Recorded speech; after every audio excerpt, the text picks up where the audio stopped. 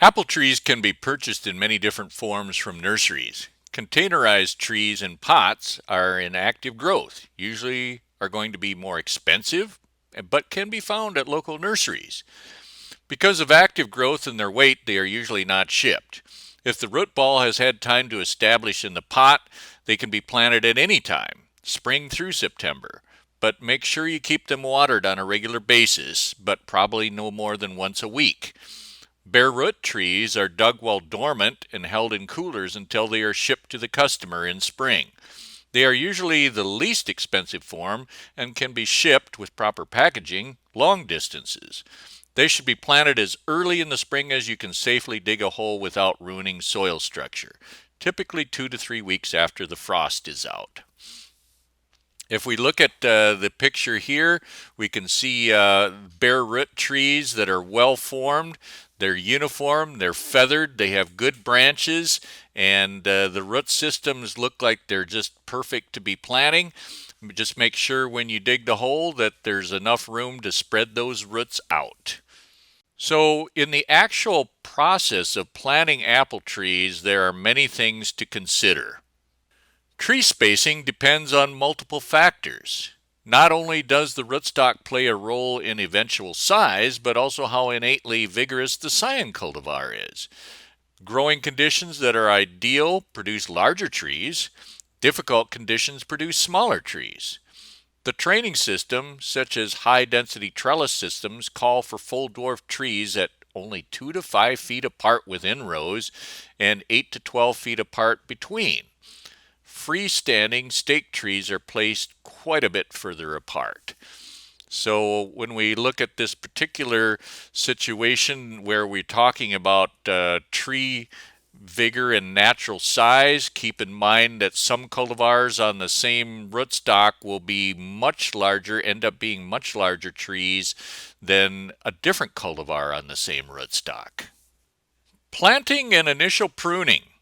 Sometimes trees will come with a nice big root system, but sometimes there's some roots that are a little bit too long for the area that you want to plant in, so you might want to prune those roots. Also, the above ground or scion part of the tree may need to be cut back initially at planting time too, to balance out the root system with how much it has to support for the above ground parts of the tree. So, in planting, we prune out damaged roots, roots that are way longer than others, and we want to use that with clean, sharp tools like a pruning shear. Make sure that it's been dipped in bleach or alcohol. Plant trees in native, non-amended soils during the month of April. As soon as you start trying to amend soils that seem to be far better than your existing soil, what is that tree going to do? It's going to say, oh, I've got a luxurious situation here.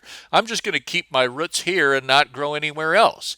And all of a sudden, after 10 years, the top part of the tree is huge. It has a full amount of apples, and it topples over because there's no root system that is spread out.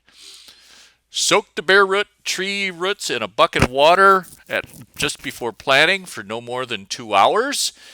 Add soil and water incrementally to prevent air pockets, and then plant at the same depth as it was growing in the nursery. The bud union, the little knob near the base of the tree, should be about 2 to 3 inches above the soil line in some cases, or at least even with the soil line after the soil is settled after watering. So it all kind of depends on how winter hardy your rootstock is. You can get by with planting a little bit more shallow with a hardy rootstock, but if it's a borderline hardy rootstock, you want to have the bud union right at or maybe even just below the soil line.